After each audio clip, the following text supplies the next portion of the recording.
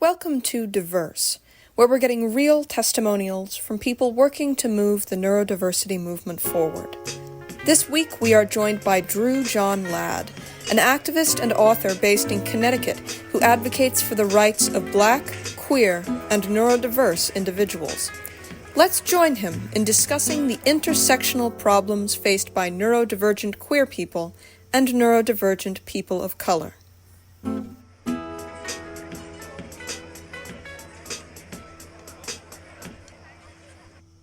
Okay, today we are joined by writer and social critic Drew John Ladd, who takes a look at the intersectionality between neurodiversity, race, and queerness. Pleasure to have you here on the show today. Glad to be here. Yeah. So this is sort of a very special guest for our listeners at home, since it's a little bit different than kind of the people we've had on the show so far, who are very, very sort of autism-centric. A lot of Drew's activism is more sort of racial or queer-based, but he also is a person with ADHD and knows a lot about that field of advocacy as well. So I thought it would be great to have you here to tackle kind of the intersectional approach for our people at home today, because as we know, intersectionality is very important. Privilege points are not a numbers game. It all plays with each other. Right. Absolutely. So before we get to kind of neurodiversity, can you tell us kind of what your usual activism centers around and kind of what you believe in?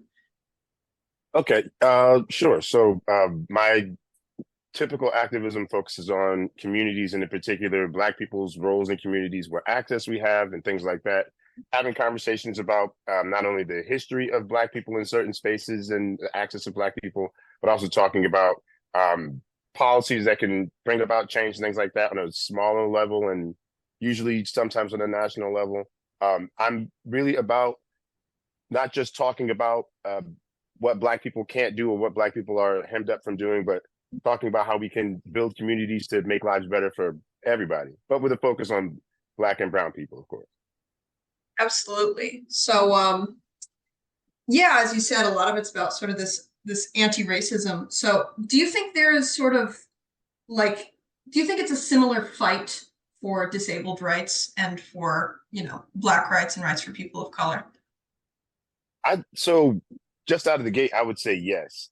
A lot of it has to do just at the beginning with visibility, and having having disability or being of color. The first thing you have to do is get people to believe that there is even a struggle at all, that that there's even oppression.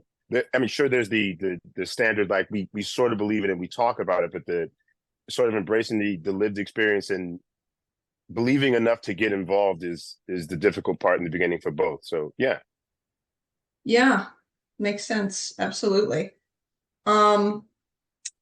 So how would you say, so you do a lot of research on sort of institutionalized racism, I'm sure. yeah. How would you think this affects the treatment of Black neurodivergent people as compared to white neurodivergent people? So I thought about this a lot, actually, in the last week or so, when I was sort of thinking about reminiscing on what my experience has been. And I thought about all the kids I got bussed out to school from third grade on. And I thought about the kids that I got bussed with. Great many of those kids were neurodivergent. Not a single one of us there was no such thing as ADD or ADHD for any Black or brown kids I ever went to school with. There were a million other classifications of all kinds of things, but I wasn't even diagnosed until I was 35. Had gone to college, had dropped out, and then gone back. And that's like finally when not it all made sense, but I found somebody who saw who I was, like, and was able to recognize, like, hey, this is what this is. It completely changed everything. We did have conversations about how people of color are typically overlooked and how behaviors are problematized rather than analyzed as what could this be coming from? So they're pathologized, like, oh, well, what's wrong with you? Or what's the source of the issue? So they're not, even though they'll present in very similar ways or sometimes identically, one is pathologized, like, oh, this is something that's bad and this is leading to some other kind of thing, rather than just like, oh no, he's just like them. if that Hmm. makes any sense. So you're saying that a lot of times when it's Black students, it's assumed that it comes from a home life or a flaw or, Yeah. huh. And I know I'm way off. Like, I'll just throw it out there that I just turned 44 a little while ago. So my experience with what's happening in education is decidedly like off by 20 years or so. But in my entire experience, that was, I mean, we would talk about it amongst ourselves as students. It wasn't even kind of a secret. We knew that certain things you would get treatment for and or talk about at home if you ever got it, if you were brown, or you just you would never actually get the kind of treatment that your white counterparts would get, or the allowances that they would get. It would almost never happen. It's interesting you use the word allowances. It kind of, it ties into Yeah, the politics of the privileges of diagnosis, where if you get that label, there's sort of things you can get away with. I don't want to say get away with because that implies, it's a trick of some kind, but forgiveness that you get right. doesn't happen if you can't get a diagnosis, which a lot of It, Black it and white people there's a can't. lot of faith you have to have in the student or in the person that their behavior is true and that it's coming from an honest place. And again, when you believe that a person, or you pathologize a person ahead of time, and you're looking at what the problem is, then you'll see the exact same behavior as an entirely different thing. Like, how can I even begin to describe this? Is like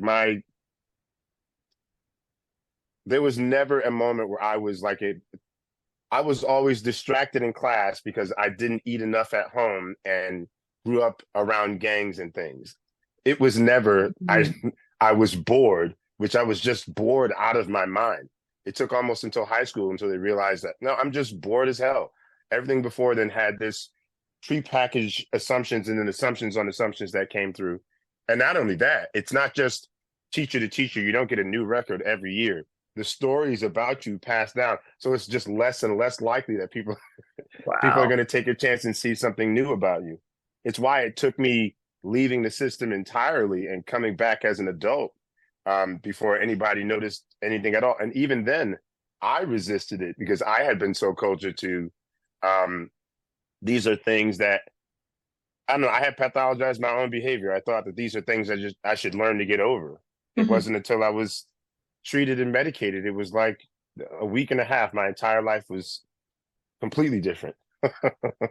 It's an interesting sort of irony you're pointing out here, Drew, that it seems like there's an acknowledgement when it comes to Black and Brown students that it is sort of not their fault in that it comes from a home life thing, whether that be made up or real, and yet Right. there's no forgiveness for that, which is kind of an interesting paradox.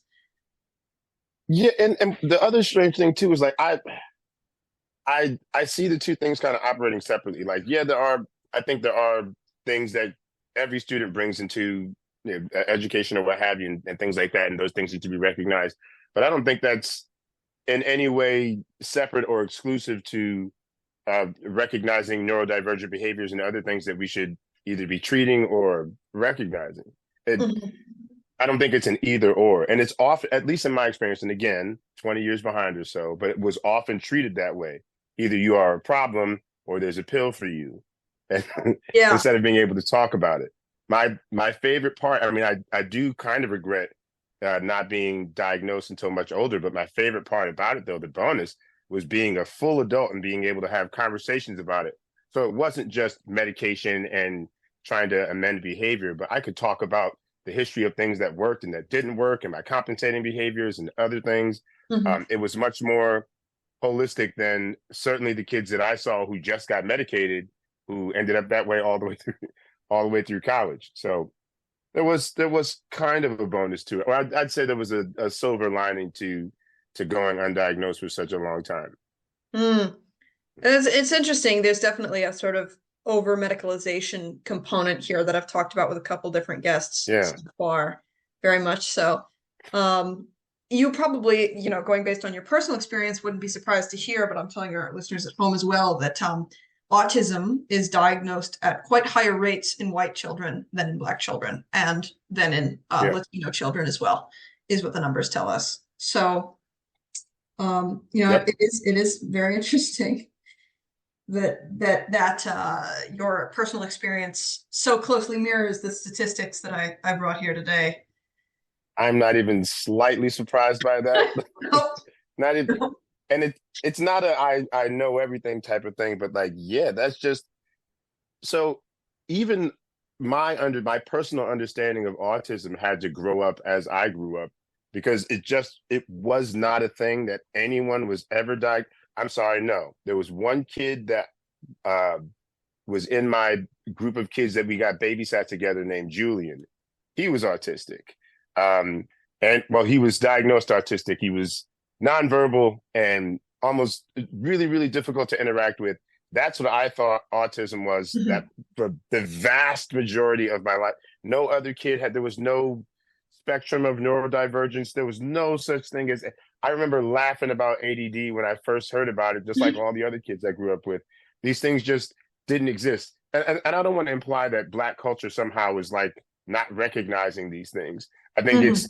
it is partly that, but also like the institutions that we're interacting with, and especially healthcare and education, also aren't recognizing these things and aren't respecting these things at the same level. No. So we just don't. There are plenty. Like I said, when I'm looking back now, especially the kids that I took the bus with, there were plenty of kids who were on the spectrum, plenty of kids who were ADHD. Absolutely, no doubt in my mind. Not one of us was diagnosed. Not one out Yeah. of The language 27 is kids. the language is very new. It absolutely is. And it is interesting to think about. You'd be shocked, Drew, how many times I've had the experience of somebody's child gets diagnosed with whatever it is, and then they read all the pamphlets and whatnot, and then they go, oh, Yeah. so that's what that was. Yeah. A lot of these things do kind of run in families to a degree. Yep. Um, so I had yeah, that experience, that exact experience with my mom it's when I interesting. got I diagnosed. wonder if you'd allow me to draw a parallel here. And feel free to disagree if you think it's unviable. I do feel there's a sort of similarity between kind of this trope of you're not allowed to talk about it, you're not allowed to name it, you're just supposed to kind of think that something's wrong with you forever Yep. between neurodiversity and queerness, which I know is Yep. another feature of your activism.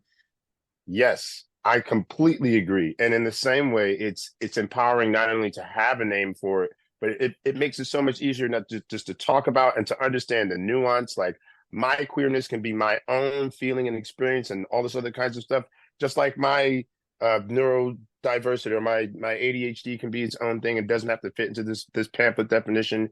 And you get to grow in your own understanding of yourself along with all the other aspects of you. Yeah, absolutely. Mm-hmm. 100%. I apologize, listeners at home. We actually had a little bit of discussion before I turned on record and discussed the fact that there's sort of higher rates of queerness among neurodivergent crowds, particularly in younger groups, and how this was so sort of consistent to our lived experience that we both had a lot of friends who were kind Yeah. of both. I wonder if you would sort of warrant a guess as to why that's the case, why these things go hand in hand so often. Hmm. So I was thinking about that, and I wish I had a more, I don't know, academic or thoughtful way of going at it rather than just a guess. But I'm going to give it just a good old guess. Uh, it I think being queer itself just it occupies such a strange space, and I mean strange space, especially when you're young. You're moving into unexplored territory. You don't have a whole lot of guide, and it dealt the same way for me being ADHD. Like I'm just left of center. Things are just kind of strange. I feel like it's much easier to accept things about yourself that may not be typical or may not be in line with other things when so much of you doesn't line up Mm, with what is typical or expected. So it's not so much of a fight. You've already lost the fight of being quote unquote normal. So yeah. now it's like, well, what parts are actually me? I think it's especially for me, it was much easier to accept all these other things about myself, knowing that I'm not this standard kind of person. And I think that's why uh, more of us present as queer or are queer because we Yeah. get to be. There's definitely a pattern in queer and autistic narratives that I've seen a couple times of, gender being as much of a performance as anything else, and autistic people Yeah. therefore struggling to understand how to do it correctly, which leads a Yes. lot of people to go, I'm not going to do that anymore. This is, in whatever way Yep. that they choose to sort of defy those gender roles, however they want to do it. I remember, God, like I was like 6 years old and I loved dancing, and my mom wanted to take me get tap dancing lessons. It's a foggy memory, but it's one of my earliest memories ever. And my dad was so just dead set against me getting any dancing lessons of any kind because he thought it would make me gay. And he surprised dad. But more than that, he part of his argument was that dancing was for girls and music and other stuff was for boys. And it just seemed like the dumbest thing Mm-hmm. in the like I remember sitting in the back of the car going, well, that's dumb. Like none of Yeah. it made any kind of sense. I remember boys and girls clothes not making any sense. I had to learn that, oh, these are specifically for girls and girls like these things, and these are for boys, and you can't just pick nice clothes. That seemed ridiculous. Yeah, Yeah. absolutely. The sort of one of the main features of neurodiversity in general, but a lot of times autism as well, which I'm generally very central on because that's kind of where my focus is work wise, is, struggling to pick up on these social norms. And we forget that gender performance absolutely is a social norm. And it's a very difficult one to an extent. If you view it sort of from an objective standpoint, it's a lot of rules, And they're not a lot always of pattern. changing. They're Oh, just yeah, changing all the time. Ah. absolutely. Yeah. I got really lucky. So I present very masculine mostly because of my voice, and I prefer a beard and a bunch of other things like that. And I've also been surrounded by sports culture, so I have a whole bunch of these things just kind of built in that I've learned over time. But it wasn't always as easy to, and still isn't always as easy to get the male female or the guy girl or whatever the gender. It's it always feels and has always felt artificial, if that makes any sense. Hmm. Like not unreal. It feels very much like this thing that we are very clearly putting on. And it Hmm. always feels kind of like a I don't know, it feels like a sham that it's not more acknowledged, or a thing that we don't have more frank conversations about, and instead Yeah. pretend it's just this naturally emerging thing. But it's The not. It is implication that, hard as hell. what cut of pants you wear is as innate as your genetics, it's not, it's a performance. Well, okay. So we've been here for a little while, and I try to kind of give this little segment to everybody who's nice enough to join me. Turning to Okay. you for a moment, if you'd like a couple minutes, I'd love if you just wanted to plug yourself and tell our listeners at home, if they like hearing you talk, where they can hear more from you. Oh, okay. I am Drew John Ladd. Thanks again for having me on. I'm loving this conversation. Me too. I'm a writer out of East Haddam, Connecticut. If you want to read more of my stuff, you can go to patreon.com/Drew Writes Stuff. That's where most of my work and some of my draft stuff is up. Certainly more of that will be popping up within the next month or two. I've kind of hid away for the winter and worked on some stuff, but yeah, that's where most of my work will be. And then at the end of the summer, hopefully we'll have a sequel to my novel I dropped a couple years ago. So, Yes. Forgive me for my biased viewpoint, listeners, but this is completely sort of off topic because it has really nothing to do with autism at all. It's just sort of fiction, but it is an excellent read in my very personal oh, well, opinion. thank you. I have read that, yes. So, yes, strongly recommend. But more importantly, for the purposes of this podcast, a lot of sort of writings with, a lot of these as activism in mind, predominantly Black cast of characters, a lot of kind of neurodiverse ways of thinking. If you want sort of a book that's about people who aren't necessarily run of the mill, you're probably going to find yourself at home with some of his work. So the last question I'd like to bring to you, and this is what I've been asking everybody on the show, there's one Okay. thing you would want sort of less educated neurotypical people, perhaps some of our listeners, to walk away with today. What is it? Hmm. That is a good question. I don't know. See, I don't know.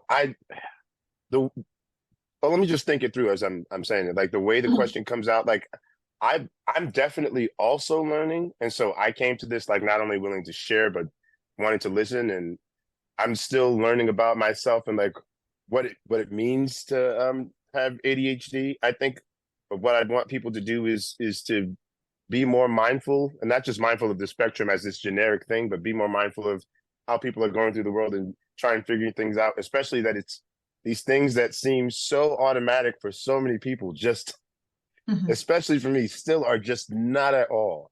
And just like with almost everything else, like just giving a little bit more patience and grace with a little bit of curiosity and being curious about people's internal lives. I hope that's what Wonderful. people take away.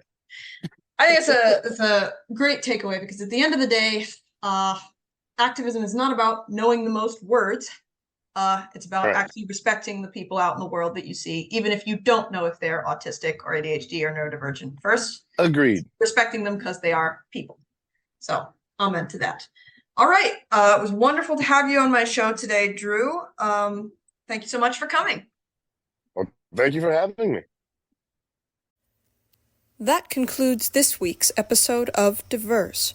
Make sure to join us next week when we'll hear from a sociologist and lecturer at the University of Santa Barbara, who will tell us about the history of autism and the complexities of diagnosis.